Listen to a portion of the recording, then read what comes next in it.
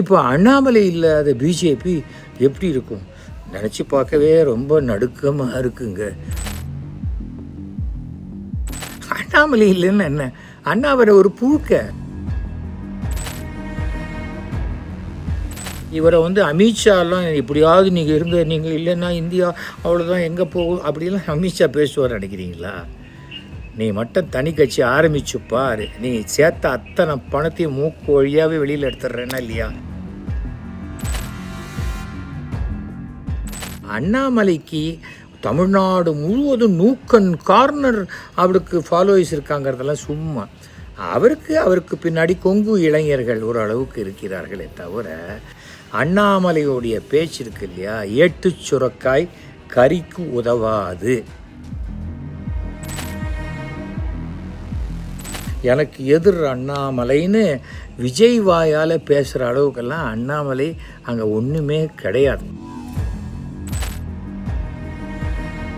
துணை தலைவராக அவரை போட்டபோது சொன்னேன், 10ஓட 1 11ஆக ஆயிடாதீங்க, நீங்கள் நம்பர் 1 வருவதற்குண்டான வாய்ப்புகள் இருக்கிறது, ஆனால் நேர்மையாக இருக்க பாருங்கள், அதுதான் ரொம்ப முக்கியம் அப்படின்னு நான் சொன்னேன். கண்டிப்பாக அப்படின்னாரு. கடைசியில் நேர்மையாகவும் இல்லை. ஏனென்றால்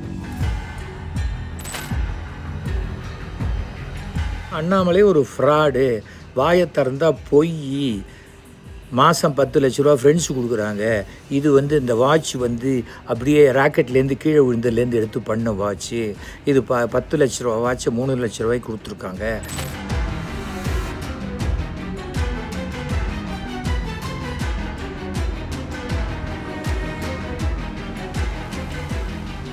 எல்லாருக்கும் வணக்கம்.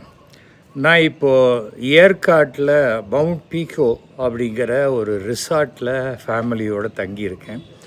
இங்கே சிக்னல்லாம் இல்லை, வாட்ஸ்அப் மட்டும்தான், வைஃபை. சென்னையிலேருந்து நிறையா ஃபோன் கால்ஸ் வர முடியல. நான் வாட்ஸ்அப் சாதாரணமாக எடுக்கிறது இல்லைன்னு நினச்சிக்கிட்டு நிறைய பேர் வாட்ஸ்அப்பில் என்னை கூப்பிட்றதில்லை. என்னடா அவர் எடுக்கலையேன்ட்டு ஒருத்தர் மாத்திரம் என்னுடைய ஃப்ரெண்டு பத்திரிகையாளர் டிவி சரவணன், அவர் முழு பேர் நீங்களுக்கே யோசித்து பார்த்தா தெரியும். ஒரு 4-5 கேள்வி அனுப்புகிறேன், அந்த கேள்விக்கு பதிலை மட்டும் நீங்கள் சொல்லி அனுப்புங்க இன்றைய அரசியல் சூழ்நிலையில் அப்படின்னாரு. சரி, ஓகே, நமக்கு என்ன, நம்மளுடைய கருத்துக்களையும் நம்ம சொல்ல போகிறோம். அதுக்கு முன்னாடி இப்போ திருப்பியும் மறுபடியும் ஒரு விஷயத்தை நான் சொல்ல கடமைப்பட்டிருக்கிறேன். நான் இப்போது எந்த கட்சியிலையும் இல்லை, புரியுதா? அதாவது கிட்டத்தட்ட ஒரு 4 வருஷம் முன்னாடியே நான் பிஜேபியிலேருந்து வெளியில் வந்துட்டேன். ஸோ அதிமுக, காங்கிரஸ், பிஜேபி, அவ்வளோதான், முடிஞ்சு போச்சு நம்முடைய அரசியல்ங்கிறது இனிமேல் எனக்கு வேண்டாம் அப்படின்னு டிசைட் பண்ணிட்டேன். ஆனால் திரு மு.க. ஸ்டாலின் அவர்களுடைய ஒரு நல்ல நண்பராக நான் இருக்கிறேன், அதில் எந்த மாற்றமும் கிடையாது. இன்றைக்கி கலைஞர் அவர்களுடைய 103வது வயசு, அதுக்கும் நான் கலைஞரோடு பழகிய அந்த இனிய நாட்களை போட்டு வச்சுருந்தேன். ஏனென்றால் நமக்கு நட்பு என்பது வேறு, கொள்கை என்பது வேறு. ஓகேயா? நான் ஒரு கட்சியில் இருந்துக்கிட்டு தான் அந்த கட்சிக்கு மாறுதலாக நான் யோசிக்க முடியாதே தவிர, நான் கட்சியில் இல்லாத போது எனக்கு சனாதனத்தை பற்றிய வேறு கருத்துக்கள் இருக்கலாம், அதே போல் திருப்பரங்குன்றத்தை பற்றிய வேறு கருத்துக்கள் இருக்கலாம். ஆனால் நான் திரு ஸ்டாலின் அவர்களுடைய நல்ல நண்பர். அவர் என்ன பிரச்சாரத்துக்கு கூப்பிட்டு இருந்தால் நான் கண்டிப்பாக போய் பிரச்சாரம் பண்ணியிருப்பேன், கூப்பிடலை, அது அடுத்தது. அதனால் இப்போது இந்த நான் அரசியலில் பார்வையாளனாக நானும் ஒரு பத்திரிகை நடத்திருக்கேன், பத்திரிகை ஆசிரியராக இருந்திருக்கேன். அதே போல் நான் என்னுடைய யூடியூப் சேனலில் என்னுடைய பல கருத்துக்களை சொல்லிகிட்ருக்கேன். என்னுடைய யூடியூப் சேனல் மறுபடியும் நோட் பண்ணிக்கோங்க, SVES 50 TV. ஓகேயா? லைக் பண்ணுங்கள், ஷேர் பண்ணுங்கள், சப்ஸ்கிரைப் பண்ணுங்கள். இது ரொம்ப நாளாக நான் சொல்லவே இல்லை, அதுக்காக தான் சொல்கிறேன். ஓகேயா? அதே போல் என்னுடைய கருத்துக்கள் உங்களுக்கு பிடிச்சிருந்தா, நியாயமாக பேசுகிறான்னு நினச்சிருந்தாங்க, 9841023545 கூப்பிட்டு சொல்லுங்கள். பிடிக்கலைன்னா விட்ருங்க, இதில் என்ன இருக்குது. முதல் கேள்வி, அண்ணாமலை பிஜேபியை விட்டு விலகுவதாக செய்திகள் வருகிறது. செய்தி வரதான், அவர் டெல்லிக்கு போனார், பிஜேபியோட தலைவரை பார்த்து ராஜினாமா கடிதம் கொடுத்து விட்டார். ஆனால் அமித்ஷா அவரை எப்படியாவது சமாதானப்படுத்துறதுக்கு முயற்சி பண்ணுறதாகலாம் சொல்லப்படுகிறது. இந்த அண்ணாமலையுடைய ராஜினாமாவை நீங்கள் எப்படி பார்க்கிறீர்கள்? அண்ணாமலை ராஜினாமாங்கிறது அது ஒரு எதிர்பார்த்த ஒன்று தான். ஏனென்றால் அண்ணாமலை ஒரு நேர்மையான மனிதரே கிடையாது. அவர் போலீஸ் வேலையில் இருந்தார். அங்கே நீக்கப்படக்கூடிய சூழ்நிலை வரும்போது தானே ராஜினாமா பண்ணிவிட்டு அரசியலுக்குள்ளே அதாவது கர்நாடகாவை விட்டு தமிழ்நாட்டுக்கு அப்படியே பயங்கர சேவை பண்ணுற மாதிரி வந்தார். எனக்கு எங்கிட்ட ஆசீர்வாதமும் வாங்கி கொண்டு எங்கள் வீட்டில் அப்போது துணை தலைவராக அவரை போட்டபோது சொன்னேன், 10ஓட 1 11ஆக ஆயிடாதீங்க, நீங்கள் நம்பர் 1 வருவதற்குண்டான வாய்ப்புகள் இருக்கிறது, ஆனால் நேர்மையாக இருக்க பாருங்கள், அதுதான் ரொம்ப முக்கியம் அப்படின்னு நான் சொன்னேன். கண்டிப்பாக அப்படின்னாரு. கடைசியில் நேர்மையாகவும் இல்லை. ஏனென்றால் என்னுடைய குடும்ப செலவுக்கே மாதம் 10 லட்ச ரூபா யாரோ கொடுக்குறேன். எனக்கு தெரிஞ்சு தானம் வாங்கி சாப்பிட்றவனுக்கு 10 லட்ச ரூபா தானம் வாங்கி சாப்பிட்ற முதல் நபரை நான் இப்போ தான் பார்த்தேன். அவசரத்துக்கு வேணால் 2 இட்லி வாங்கி கொடுக்கலாம், எனக்கு தங்க பிளேட்டில் பிரியாணி வாங்கி கொடு அப்படின்னு கேட்குற ஒரு யாச்சகம் பெற்ற ஒரு அண்ணாமலையை நான் அதிசயமாக பார்த்தேன். அப்போவே தெரிஞ்சு போச்சு இந்த ஆள் ஒரு பெரிய ஃப்ராடு அப்படின்னா. அது ஆரம்பத்திலேருந்து நான் தான் சொல்லிக்கிட்டே வந்தேன். அதற்கு பிறகு எனக்கு தெரிஞ்ச வரைக்கும் இவர் சுமார் 1 கோடி ரூபா ஒரு மாதத்துக்கு செலவழித்து மீடியாவில் இவரை பூஸ்ட் பண்ணி, அதாவது பிஜேபியை விட அண்ணாமலை தான் பெரியவர் அப்படிங்கிறத பூஸ்ட் பண்ணி திரும்பி இந்த பக்கம்லாம் அண்ணாமலை இல்லைன்னா பிஜேபியே கிடையாது அப்படிங்கிற அளவுக்கு அந்த இதை மீடியாவை கொண்டு யூஸ் பண்ணிட்டாரு. எனக்கு தெரிஞ்சு ரொம்ப நேர்மையானவர்கள், ரொம்ப நடுநிலையானவர்கள்ங்கிறவங்கெல்லாம் கூட அண்ணாமலைக்கிட்டேருந்து வாங்கிறத வாங்கிக்கிட்டு அண்ணாமலையை மாதிரி ஒருத்தர் உண்டு, அண்ணாமலை மட்டும் இல்லைன்னா ஐயோ நினச்சி கூட பார்க்க முடியலப்பா அப்படிங்கிற மாதிரி ஜனா கிருஷ்ணமூர்த்தி, இலா கணேசன், அது மாதிரி எத்தனையோ பேர் கை காசை போட்டுக்கிட்டு பஸ்ஸில் போய் கட்சியை வளர்த்தவங்கெல்லாம் தமிழ்நாட்டில் இருந்திருக்காங்க. இது ஜனசங் அப்படிங்கிற ஒரு அமைப்பிலேருந்து வந்தது. ஆர்எஸ்எஸ்ஸோடைய ஒரு சித்தாந்தங்களை உள்ளடக்கிய ஒரு விஷயம். பொதுவாகவே இந்த பிராமணர்கள் பிஜேபியை ஆதரிப்பாங்கங்கிறது ஒரு தெரிஞ்ச விஷயம். இதுதான் இதில் மோடி வந்த பிறகு தமிழ்நாட்டில் மோடி வந்துட்டார், இனிமேல் இந்தியா சிறப்பாக்காது.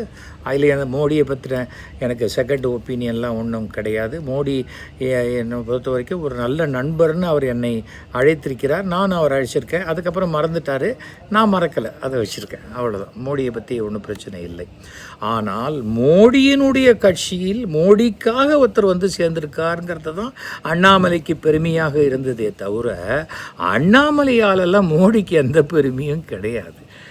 தவிர பிஜேபி இன்னி வரைக்கும் அந்த 3% ஓட்டை தாண்டவே இல்லை. இவர் என்ன எதிர்பார்த்தாரு, தன்னையே தொடர்ச்சியாக வச்சுருக்கணும்னு எதிர்பார்த்தாரு. அதுக்காக என்ன பண்ணார், ஒரு 3% ஓட்டு வங்கி இருக்கக்கூடிய பாரதிய ஜனதா 30% ஓட்டு வங்கி இருக்கக்கூடிய அதிமுகவை அப்படியே சுண்டி அப்படி விட்டுடலாம் அப்படின்னு நினச்சி பேசினார். எடப்பாடி அவர்கள் இபிஎஸ் அவருடைய உண்மையான ஒரு பலம் தெரியலை அண்ணாமலைக்கு. நம்ம ஈஸியாக அப்படி லெஃப்ட் ஹேண்டில் டீல் பண்ணலான்னு நினச்சா அவர் மோடி அமித்ஷாவையே லெஃப்ட் ஹேண்டில் டீல் பண்ணுறவராக இருக்கார். என்ன பண்ண முடியும் சொல்லுங்கள்? தேர்தலில் ஜெயிக்கிறோம் தோக்கிறோம் அதெல்லாம் வேறு விஷயம். ஒரு கட்சியை அவர் நடத்துகிறது ரைட்டாக தப்பா அதெல்லாமும் நான் போகலை. ஆனால் தமிழ்நாட்டில் அதிமுக தான் அப்படிங்கிற ஒரு ஃபிக்ஸ்டு விஷயத்தில் இருந்துட்டார். இவரை மாற்ற முடியல. இவர் கச்சாமுச்சான்லாம் பேசினார், ஜெயலலிதாவை பற்றி தப்பாக பேசினார், எல்லாமே பேசினார். கடைசியில் பார்த்தா கூட்டணிக்கு சேரணும்னு பிஜேபி ரொம்ப சொன்னபோது அண்ணாமலை இருந்தால் இந்த கூட்டணி கிடையாது அப்படிங்கிறத ரொம்ப தெளிவாக சொல்லிட்டார். 4:30 மணிக்கு அண்ணாமலைக்கு பதிலாக நயினார் நாகேந்திரன் அப்ளிகேஷன் போட்டு அண்ணாமலை கிடையாதுன்னு தெரிஞ்சப்பறம் தான் வீட்டை விட்டு கிளம்பி ஐடிசிக்கு போய் சோழாவில் அந்த பேச்சுவார்த்தையில் கலந்து கொண்டவர். அப்படிப்பட்டவர். அதனால் என்னாச்சு, இவருக்கு கொஞ்சம் கொஞ்சமாக எல்லா விதத்துலேயும் இவர் எதிர்பார்த்த மாதிரி நடக்கலை. அவர் அந்த எந்த ஒரு கட்சியிலையுமே தலைமையில் இருக்கும்போது இவர் என்ன பண்ணார், ஒரு பிராமணன் கூட இந்த கட்சியில் இருக்கக்கூடாதுன்ட்டு எல்லாரையும் ஒழிச்சு எடுத்துட்டார். அதுக்கு பிறகு பல பிராமணர்கள் ஐயோ இல்லை அண்ணாமலை சும்மாவா அப்படிங்கிற மாதிரி லூஸ் தரமாக பேசிக்கின்னு அண்ணாமலையை தான் சப்போர்ட் பண்ண. அண்ணாமலை பிரச்சாரம் பண்ணார், 11% ஆயிடுச்சு அப்படின்னார். எங்கே 11% ஆச்சு? நீங்கள் நல்லா யோசிச்சு பாருங்கள். 24 பாராளுமன்ற தேர்தலில் மோடியா ராகுல் காந்தியா, இதுதானே கேள்வி. மோடி இல்லை ராகுல் காந்தி, இவங்களுக்கு தானே ஓட்டு போடுவாங்க. அந்த சமயத்தில் எடப்பாடி எனக்கு ஓட்டு போடுன்னு கேட்டால் யார் போடுவாங்க? அதனால் அதிமுகவுக்கு வர வேண்டிய ஓட்டுக்கள் எல்லாம் மாறிப்போச்சு. அதனால் அது பிஜேபிக்கு வந்த ஓட்டு, பிஜேபியினுடைய வளர்ச்சி கிடையவே இல்லை. பிஜேபி 3% மேலே தமிழ்நாட்டில் வளரலை, இதுதான் உண்மை. அதை புரிஞ்சுக்காமல் இவர் சொன்னதையே எல்லாரும் நம்பிக்கிட்டு, இவர் காசு கொடுத்தவங்கெல்லாம் இவர் சொன்னதையே இவரை விட அதிகமாக கூவிக்கிட்டு பண்ணிட்டார். ஆனால் உண்மை தெரிஞ்சு போச்சு. இப்போ கூட தான் பறந்து ஹெலிகாப்டர்லலாம் போய் பிரச்சாரம் பண்ணார். ஏன் ஜெயிக்கலை? அது 10 தொகுதியோ 17 தொகுதியோ எத்தனை தொகுதியோ இவர் எல்லாத்துக்கும் தானே போனார். ஒரு 10 தொகுதியாக ஜெயிச்சிருக்கணும்ல. அப்போ ஒன்று தானே ஜெயிச்சுது. அப்போது அண்ணாமலையினால் பிஜேபி இல்லை அப்படிங்கிறது டெல்லிக்கும் தெரிஞ்சு போச்சு. தவறும் அவர் சேர்த்த சொத்துக்கள் அது இது வாய்ச்சவடால் வாய் மட்டும்தான் வேலை செய்யுது அப்படிங்கிறதெல்லாம் சேர்ந்ததுனால அவருக்கு வேறு வழி இல்லாத போச்சு. சீட்டும் கிடையாதுன்னு சொல்லியாச்சு. ஏனென்றால் அண்ணாமலே அரசியலுக்கு புதுசாக வந்திருக்காரு. பழந்தின்னு கொட்டை போட்டவர் தான் நயினார் நாகேந்திரன். அதனால் அவர் என்ன பண்ணணுமோ அவர் வேலையை காட்டினார். அவரும் இபிஎஸும் ஏற்கனவே ஒன்றாக இருந்தவர்கள். அவ்வளோதான், முடிஞ்சு போச்சு அண்ணாமலை. அதுக்கு வேறு வழி இல்லை. நான் கட்சி ஆரம்பிச்சுட்டு போங்க, தப்பே கிடையாது. அதனால் இவரை அமித்ஷாலாம் எப்படியாவது நீங்கள் இல்லைன்னா இந்தியா அவ்வளோதான் எங்கே போகும் அப்படிலாம் அமித்ஷா பேசுவார் நினைக்கிறீங்களா? நீ மட்டும் தனி கட்சி ஆரம்பிச்சுப்பார், நீ சேர்த்த அத்தனை பணத்தையும் மூக்கு வழியாகவே வெளியில் எடுத்துடுறேன்னா இல்லையா அப்படிங்கிறது தான். அதனுடைய விளைவுகள்லாம் ஆரம்பித்தாச்சுன்னு வச்சுக்கோங்க. ரைடு யாருக்கு போகணுமோ ரைடு வர ஆரம்பித்தாச்சு, அதெல்லாம் ஆச்சு. இப்போது ஒய் கேட்டகரிக்கு இவருக்கு என்ன உயிர் பயம்? எனக்காவது உலக அளவுலேருந்து எனக்கு இருக்கிறது கோர்ட்லேயும் ப்ரூவ் ஆகி எனக்கு ஒரு கன்மேன் கொடுத்துருக்காங்க. இவருக்கு என்ன? சும்மா அதெல்லாம் செட்டப் பண்ணி ஆர்எஸ்எஸில் இருக்கக்கூடிய 1-2 பேர் செந்தில் அது மாதிரி 1-2 பேரை வச்சுக்கிட்டு இவரே கிரியேட் பண்ணின ஒரு விஷயத்தை வைத்துக்கொண்டு பண்ணுறாரு. சரி, பண்ணிட்டு போட்டோம். ஆக மொத்தம் அண்ணாமலை ரிசைன் பண்ணுறதுனால பிஜேபிக்கு கடுகு அளவு கூட ஒரு நஷ்டமும் கிடையாது. இதுதான் என்னுடைய பார்வை. ஓகேயா?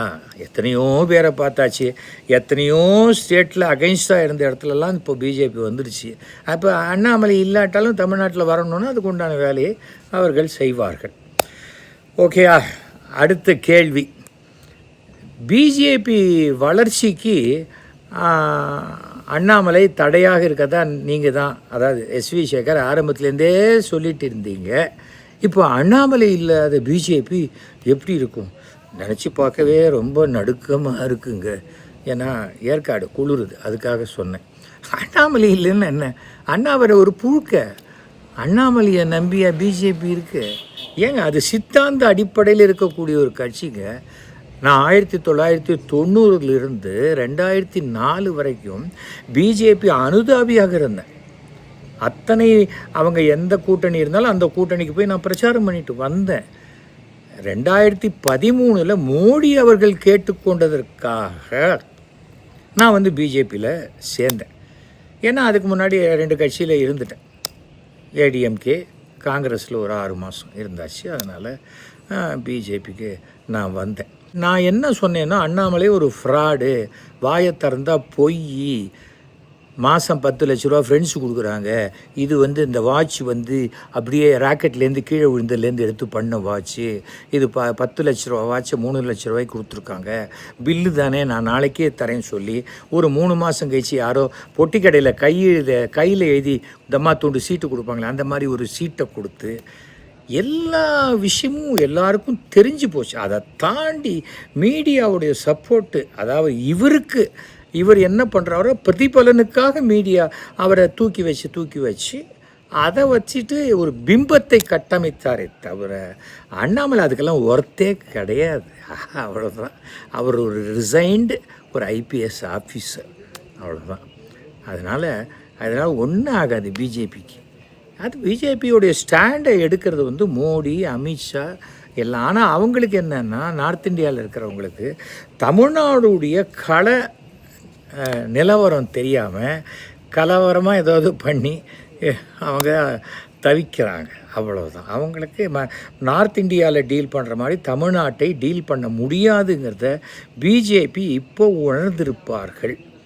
ஓகே, அதனால் அண்ணாமலை பிஜேபியிலேருந்து போனால் பிஜேபிக்கே ஒரு வேளை நல்ல காலம் பிறக்கலாம். நேற்றுக்கு தான் குரு பயிற்சி ஆகிருக்கு.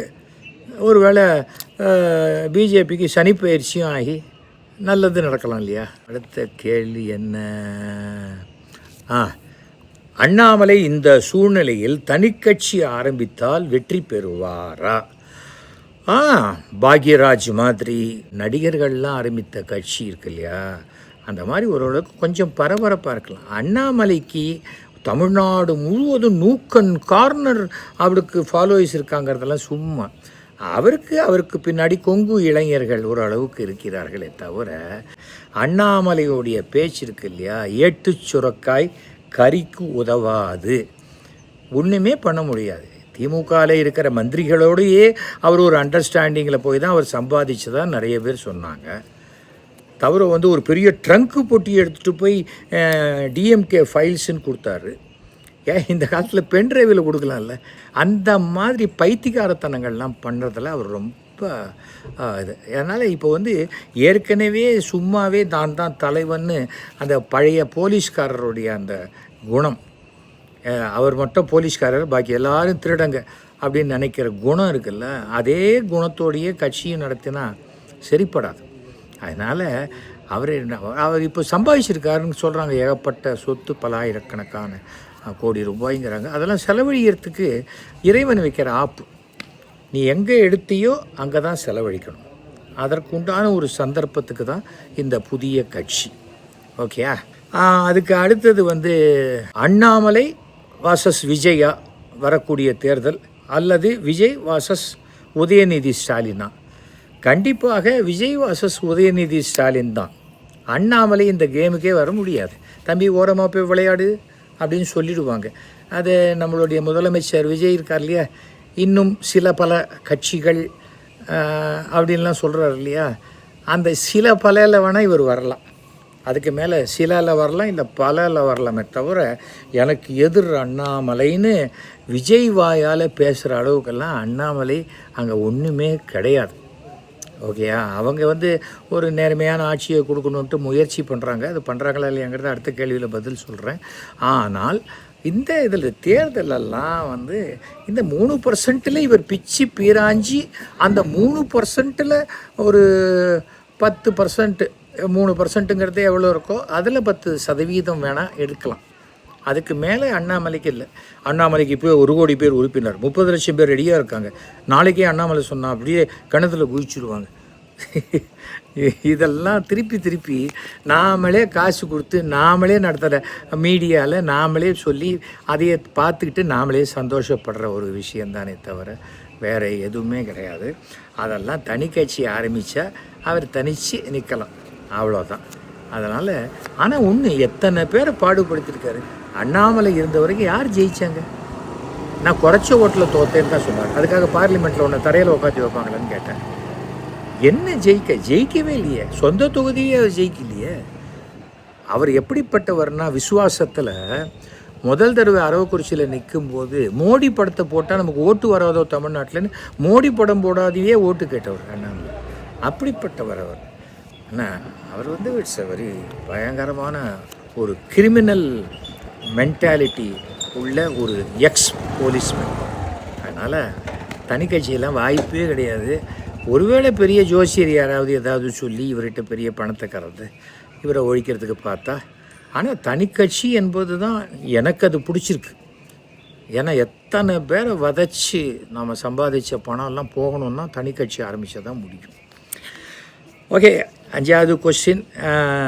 விஜய் அவர்களுடைய இந்த 1 மாத ஆட்சியை எப்படி பார்க்கிறீர்கள்? விஜய் அரசியலுக்கு வரணும்னு வந்திருக்காரு. முதல் அட்டம்ப்ட்லேயே பெரிய சக்ஸஸ். ஆனால் ஃபுல் மெஜாரிட்டி அவரால் எடுக்க முடியல. அவர் ஒரு தீய சக்தி திமுகன்னு சொன்னார். அந்த தீய சக்தியில் ஜெயித்தவங்களை வச்சு தான் இவர் இப்போது ஆட்சி அமைச்சிருக்கிறார் இல்லையா? அப்போது இது எப்படி என்னுடைய ஆட்சி 100% தூய சக்தின்னு சொல்ல முடியாது. அதில் ஒரு 10 பேர் தீய சக்தியை நான் சேர்த்துட்டுருக்கேன். கொஞ்ச நாள் கழிச்சு அவங்கள நான் சரி பண்ணி தூய சக்தியாக மாற்றிடுவேன்னு சொல்லலாம். ஆனால் ஒரே ஒரு விஷயம் என்னென்னா, இன்றைக்கு விஜயின் கட்சியினுடைய வெற்றி, தமிழக வெற்றி கழகத்தினுடைய வெற்றி என்பது விஜய் என்ற ஒரு மிகப்பெரிய நடிகனுடைய முகம் மட்டும்தானே தவிர வேறு யாருமே கிடையாது. அதனால் அவர் மிக தைரியமாக, தபார் என் பேச்சை மட்டும் கேட்டீங்க நான் ஓகே, இல்லை மொத்தமாக கலைச்சிட்டு நான் போயிடுவேன்னு ஒரு நிமிஷம் அவர் சொல்லிட்டா போகிறோம். ஆனால் இப்போ பார்த்தா திமுக என் மேலே பழி போடுறாங்க அப்படின்லாம் சொல்கிறார். சட்டம் ஒழுங்கு இதெல்லாம் என்னைக்கு அவர் ஜெயிச்சு பதவி ஏற்றுக்கொண்டாரோ அந்த நிமிடத்துலேருந்து அவர் தான் பொறுப்பு.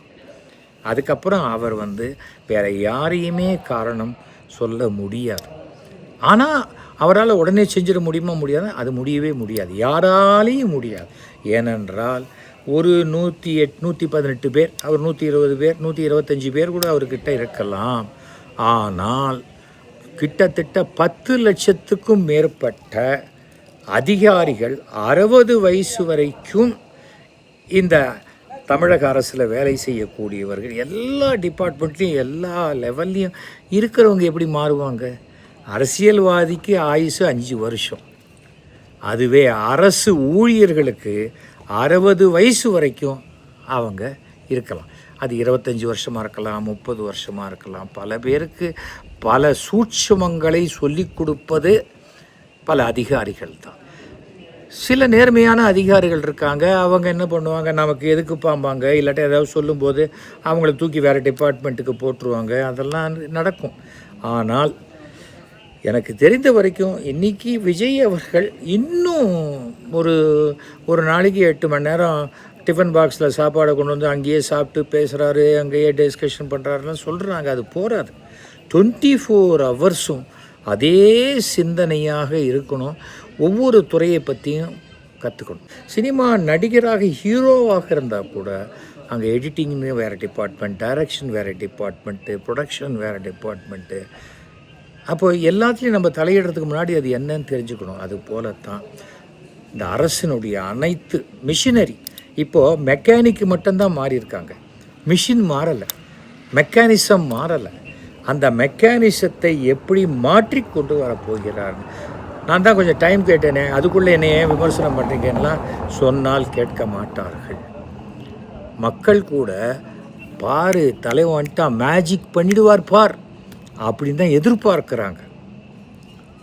ஸோ அந்த எதிர்பார்ப்பு அவர்களுக்கு நடக்கலைன்னா எதிர்பார்த்தவர்களுக்கே ஏமாற்றம் கிடைக்கும். ஏனென்றால் விஜய் அவர்களுக்கு தெரியும், சினிமா நடிகர்களுக்கு இருக்கக்கூடிய ரசிகர் மன்றங்கள் எக்கச்சக்கமாக எத்தனையோ ரசிகர் மன்றம் இருக்கலாம். ஆனால் அவர்கள் விருப்பப்படி அந்த படம் கொடுக்கலன்னா அந்த படம் ஊற்றிக்கும். அவங்க பழைய படத்தை பார்த்துட்டு தான் போவாங்களே தவிர இந்த படத்தை எப்படியாவது நான் தூக்கி நிறுத்துறேன்னு எந்த ரசிகனும் நிறுத்த மாட்டாங்க. இதுதான் அது. ரஜினிகாந்துக்கும் அதே தான், சிவாஜிக்கும் அதே தான், எம்ஜிஆருக்கும் அதே தான். ஆனால் ஒரு மிகப்பெரிய ஆச்சரியம், எனக்கெல்லாம் நான் எதிர்பார்க்கவே இல்லை இவ்வளோ பெரிய வெற்றி வந்தவருக்கு வாழ்த்துக்களை நம்ம சொல்லிட்டோம். நான் அரசியல்வாதி இல்லாதனால எல்லாத்துலேயும் என்னால் குறை சொல்ல முடியும். ஆனால் சட்டம் ஒழுங்கு எல்லாவற்றிற்கும் பதவியேற்ற வினாடியிலிருந்து மாண்புமிகு தமிழக முதலமைச்சர் சி. ஜோசப் விஜய் அவர்கள் தான் பொறுப்பை ஏற்றுக்கொள்ள வேண்டுமே தவிர அதை சரி பண்ணுறதுக்கு உண்டான அனைத்து முயற்சிகளும் அவர் செய்ய வேண்டும். நீங்கள் நேர்மையான ஒரு ஆட்சியை கொடுத்தா உங்களுக்கு உதவி செய்யறதுக்கு மக்களில் எத்தனையோ பேர் தயாராக இருக்கிறார்கள். உங்களுக்கு என்னுடைய வாழ்த்துக்களை தெரிவித்துக் கொள்கிறேன். ஓகேயா, இதான் 5 கேள்வி பதில் சொல்லியாச்சு. அமைச்சரவையில் புதுசாக நிறைய பேர் வந்திருக்காங்க. அவர்களெல்லாம் முதல்ல அந்த துறையில் என்ன நடக்குது, இந்த துறை எப்படி செயல்படுதுங்கிறத தெரிஞ்சுக்கணும். ரீல்ஸ் போடுறத விட்டுட்டு ரியல் லைஃப்பில் நம்ம பர்ஃபார்மன்ஸ் என்ன அப்படின்னு பார்க்கணும். நான் 5 வருஷம் மயிலாப்பூர் எம்எல்ஏவாக இருந்தேன். 300 கோடி ரூபாய் வேலை நடந்தது. ஒரு பைசா கூட கமிஷன் வாங்காத நான் நேர்மையான ஒரு எம்எல்ஏவாக இருந்திருக்கேன். 20 வருஷம் முன்னாடியாக இருந்தால் கூட இன்னி வரைக்கும் அதான் நிஜம். அந்த மாதிரி இருந்து காமிக்கணும். அதை விட்டுட்டு சும்மா நான் இப்படி பண்ணுறேன் அப்படி பண்ணுறேன், நான் கூட சம்பாதிக்கலைன்னா எப்படி, அப்படிலாம் அவங்க போகக்கூடாது. ஏனென்றால் உங்கள் அனைவருடைய வெற்றியும் விஜய் என்ற ஒருவருடைய முகம் வாங்கி கொடுத்த வெற்றி. அதை மறந்துடாதீங்க. நீங்கள் என்ன சின்ன தப்பு பண்ணாலும் அந்த தப்பு உங்கள் தலைவர் மாண்புமிகு தமிழக முதல்வர் சி ஜோசப் விஜய் அவர்களை தான் பாதிக்குங்கிறத மனசில் வச்சுக்கிட்டு 24 மணி நேரமும் நீங்கள் ஜாகிரதையாகவும் நேர்மையாகவும் ஒழுக்கமாகவும் இருந்தீங்கன்னா உங்களுடைய ஆட்சி வெற்றி பெறுவதற்குண்டான வாய்ப்புகள் இருக்கிறது. அனைவருக்கும் நன்றி.